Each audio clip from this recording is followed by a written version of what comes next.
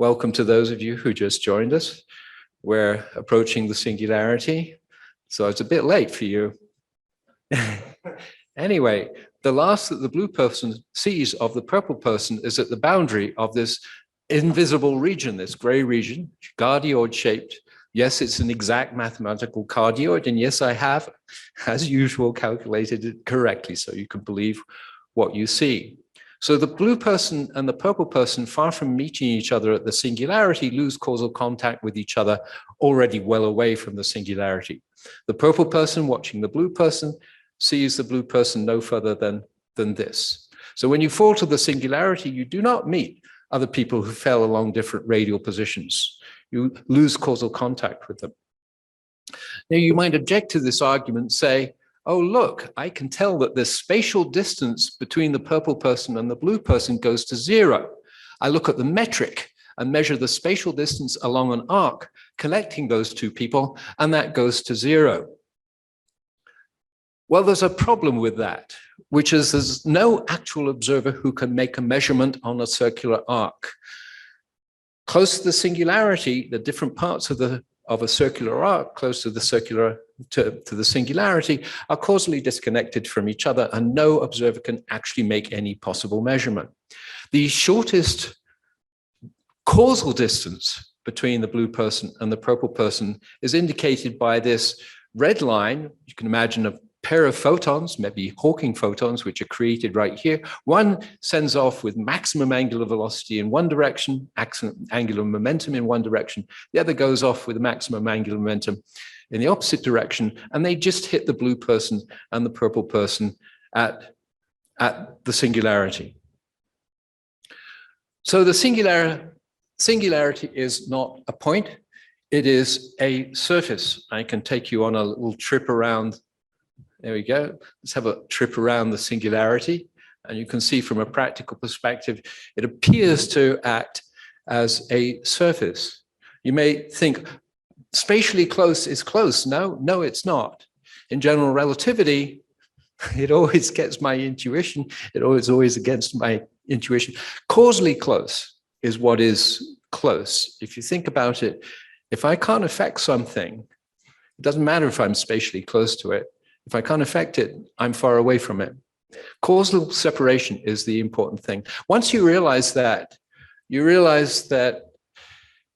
there's a whole different way of thinking about quantum gravity inside black holes. I think this is profound. I'm going to move on. Remind those of you who know about black holes, there's a know-how theorem which says that an isolated black hole rapidly evolves to a state characterized by just 3 quantities: mass, electric charge, and spin. I've been showing you a black hole with just mass and no spin and no electric charge. This is what a Kerr black hole looks like. This is what I call the waterfall model or river model of a Kerr black hole. It's like the Schwarzschild waterfall, but much more complicated. Here's space falling in at less than the speed of light outside the horizon, hits the speed of light, and then goes faster than the speed of light inside the horizon. The horizon in this case is not a sphere, it's not circular, it's an exact ellipsoid. It's a beautiful piece of mathematics discovered by Roy Kerr in 1966. And you see that there's also an inner horizon. There's no inner horizon to a Schwarzschild black hole, but there is for a rotating black hole. What happens there? Well, as you fall deeper inside the black hole, the centrifugal force gets relatively stronger and stronger and stronger, and slows down the inflow of space back to the speed of light. The inner horizon is where the inflow of space has slowed back to the the speed of light. If that sounds mysterious, how can the centrifugal force do that? Remember, the Earth in its orbit around the sun does something very similar. When the Earth is far from the sun, the Earth on its elliptical orbit goes closer to the sun, and then as you get closer to the sun, the centrifugal force gets relatively stronger and sends the Earth back out again on its elliptical orbit. Same thing happens in a black hole. The centrifugal force gets relatively stronger and slows down the inflow of space. If you continue that inflow through the inner horizon, you go into what I call a wormhole. Space then turns around, accelerates back up to the speed of light, goes back through a white hole, which is not the same as the black hole. It's another piece of space-time separated in time. I'm just showing the spatial dimensions here, and then exits into a new universe. Well, that doesn't happen in physical reality. Let me stop this, and I'm going to exit from the black hole. I just pressed a little button to go far away from it. And I'm going to add an electric charge. Now, ideally, I would show you a rotating black hole, but I have not yet implemented rotating black holes in the black hole flight simulator. And I'd really like to do so, maybe in the near future. In the meantime, we're stuck with the Reisen-Nordstrom black hole, which is a spherical charged black hole, which shares the property of having an inner horizon. You may have noticed that I've added a charge and that added an inner horizon into the black hole. So I'm now going to put myself, let's go into one of these unstable circular orbits again.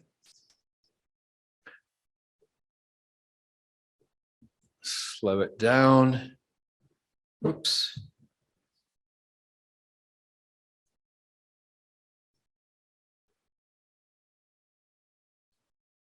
And then I'm going to fall into the black hole by doing a retrofire on my thruster as before. And let's see what happens. You can see from the chart on the left-hand side that we have come out of our unstable circular orbit. Because it's unstable, we can either fall in or go off to infinity, but this time we fall in. And for a while, it looks very similar to the Schwarzschild case. The horizon appears to split into two. Again, the blue thing, whitish thing, is the event horizon that we've fallen through. And this red grid isn't a horizon at all. It's actually the redshifting dimming surface of the star that collapsed long ago. But this one has an inner horizon, and it starts to behave slightly differently from the Schwarzschild geometry. I'm going to slow it down. We're approaching the inner horizon. You notice that there's a brightening thing. It appears that we're moving towards the black hole, but this is a special relativistic aberration. Sorry, it's an aberration effect. We're actually moving very rapidly towards the inner horizon, and then we're getting close to the inner horizon. Boom. Yikes. Let's back off again. Boom. You go through the inner horizon. Let me get rid of the grids because they kind of confuse things. Here we are just outside the inner horizon of a charged black hole. And there, at the inner horizon, we see the outside universe appear, an infinitely blue shifted, infinitely energetic flash of light. This was first pointed out by Roger Penrose in 1968. He pointed out that when you go down to the inner horizon, he talked about a charged black hole, which is what you've seen. 5 more minutes. And he suggested that the inner horizon would be destroyed by this concentration of energy. And that destruction would then destroy the wormhole and the white hole and connections to other universes. And he was correct about that, but he was unable to complete the mathematics necessary to understand how that works. The piece of mathematics that confirmed that there is an exponentially growing instability at the inner horizon was done by Werner Israel and his student Eric Poisson for his PhD thesis, published in 1990. They called it mass inflation. So what happens in mass inflation is that ingoing and outgoing streams that approach the inner horizon go faster and faster and faster. If they hit the inner horizon, they hit infinite blue shifter or infinite gamma factor. And if you take into account the back reaction of this proper energy momentum of accreting streams, you find out that it simply exacerbates this instability. So inevitably, there's an exponentially growing instability. This kind of charmed me when I first came across this in 2008. And one of my first reactions was, wow, you can bang things together. Just to make this realistic, the way it works in a rotating black hole is you can throw in a rock prograde. This green thing is on a prograde orbit. They have extra centrifugal force because I'm throwing them with the spin of the black hole. And even though they're ingoing at the outer horizon because of the centrifugal force, they turn around and become outgoing at the inner horizon. Meanwhile, if you later throw a rock in retrograde, when it falls through the horizon, it's ingoing, but it remains ingoing because it has less centrifugal force. And the net result is these ingoing and outgoing rocks collide with each other. The closer they get to the inner horizon, the larger the gamma factor. So the net result is of the order of a few hundred black hole crossing times, which is not very long. The energy with two rocks, which you throw in, can easily reach Big Bang density of 10 to the 80 times the density of water. That requires a gamma factor of 10 to the 40. You square that to get a density. And I wrote an article back then to the Gravity Research Foundation pointing this out, and it got no honorable mention, but I did post it on the archive. And I posed this question: if our universe makes baby universes, you know what those baby universes have to look like because the mothers make babies that look like themselves. So it has to come out at Big Bang energies, at these kind of gut scale energies. Where in the world, where in the universe are these kind of energies being generated? The answer is at the inner horizon of a black hole, in particular of supermassive black holes. So I pose this question.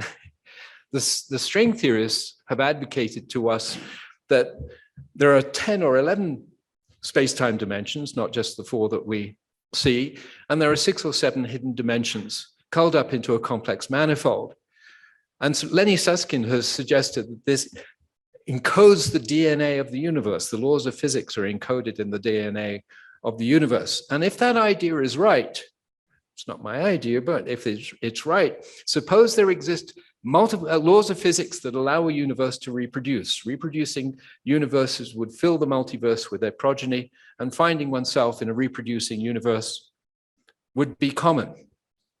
So it wouldn't be unusual to find ourselves in a universe like ours, which I think is incredibly fine-tuned. One of the features of life is it's fine-tuned. If our universe is reproducing all the fine-tuning that the physicists worry about, it's because we have evolved. It's very plain that if this is true, then the things that are doing the reproducing, the mothers, are supermassive black holes. This instability is produced by accretion, ingoing and outgoing streams. Bang two rocks together makes a very effective bang. And the things which are doing the most accretion are supermassive black holes. My colleagues, astrophysical colleagues, are challenged to make supermassive black holes as early as we find them in the universe. In the first billion years of the universe, there are already billion solar mass black holes. Why is that? Well, if the laws of physics are tuned to make effective reproducing universes, it's not surprising. I'm going to leave with a movie that I believe I did for a NOVA documentary over 10 years ago. This is the black hole flight simulator with a supercomputer simulation by John Hawley, which at the time was the state of the art, showing a disk and jet. And we're going to fall through the horizon in due course and down to the inner horizon, where we will be burned up by this inflationary instability. I will stop there and take questions. Thank you.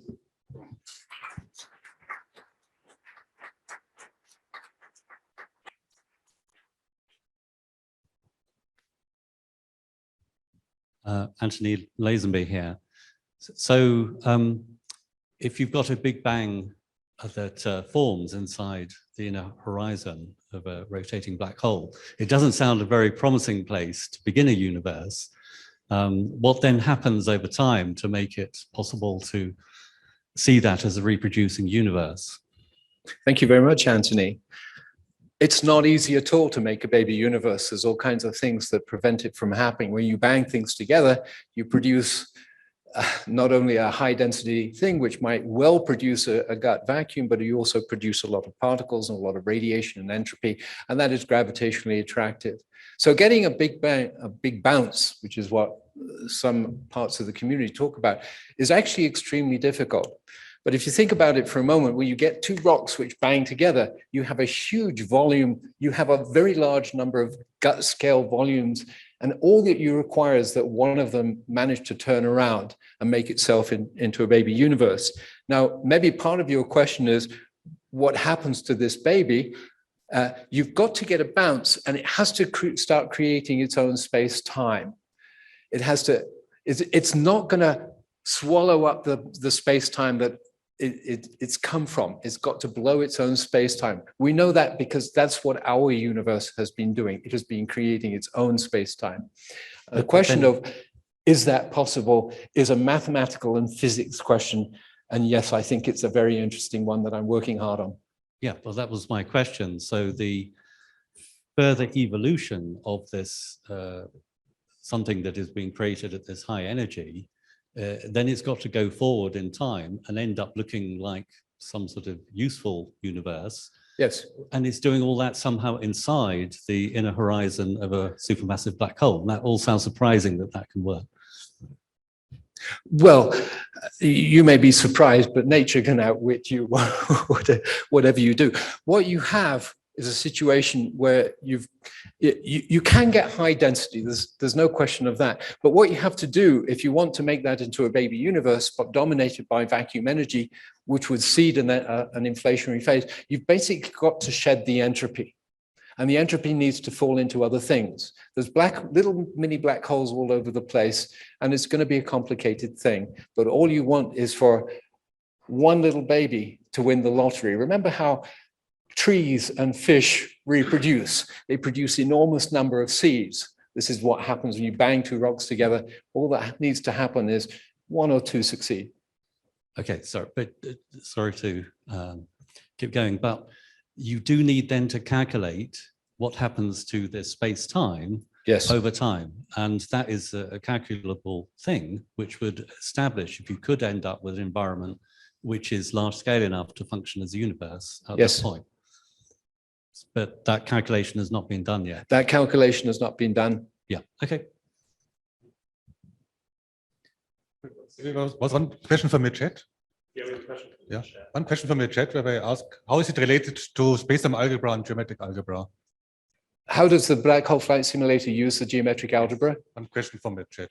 It uses the geometric algebra to do all of the Lorentz transformations. And it does it over the whole screen, each frame. So there are tens of thousands. There's a lot of Lorentz transformations. And all of those are done using the geometric algebra in parallel. Yeah. And when I follow geodesics, of course, I use the geometric algebra to change my frame of reference accordingly using the geometric algebra.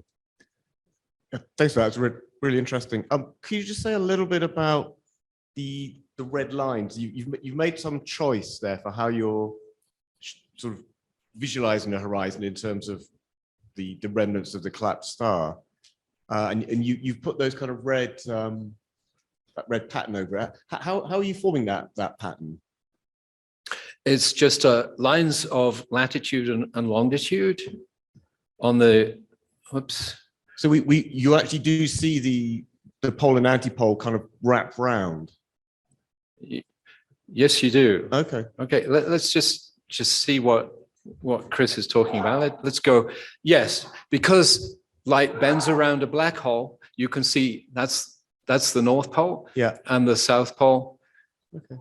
And you wouldn't be able to do that if you were in a Newtonian thing looking at the Earth. Either that or your eyes are too far apart. But yes, you do see that with a black hole. I can I ask a question about that? You're talking about the singularity being a surface. Yes. You get that cardioid shape. But that surface is different for different observers. If your blue one saw a particular cardioid, but that purple observer would see a different cardioid? Well, they would find themselves on the same point on this singular surface. So it does look like it has the topology of a sphere. So you'll land, again, don't think of it as a point. It's a spherical thing. It has the appearance of a spherical thing. And classically, the boundary of this four-dimensional Schwarzschild spacetime is a three-dimensional space. It's a three-dimensional space-like surface because the dimension that comes to an end classically is the time dimension. However, if you believe in quantum gravity and quantum mechanics, evolution quantum mechanically must be unitary, and that must link the states of the singular surface at one time to those at another time. So really it is, from a quantum mechanical point of view, a two-dimensional surface. Thanks. Any more questions from here? Any more from the chat? Does it use gauge theory gravity? Whose theory? No, I'm not using a gauge. I'm just using plain old general relativity here. I'm not sure what part of gauge gravity that you're thinking about. General relativity is a gauge theory based on two symmetries, the Lorentz group and the translation group. But I'm using plain general relativity here. If baby universes are made, I have to say, it must involve some change in the DNA of the universe. And if the string theorists are right, that means visiting 10 or 11 dimensions. And there's some challenging physics that is associated with that. And there you definitely have to worry about other forces, gauge forces, and all that kind of thing. But it gets real, yeah, there's complexities. Okay. So I think that's the last question so far. So thank you for this very existential application of geometric algebra. Thanks a lot.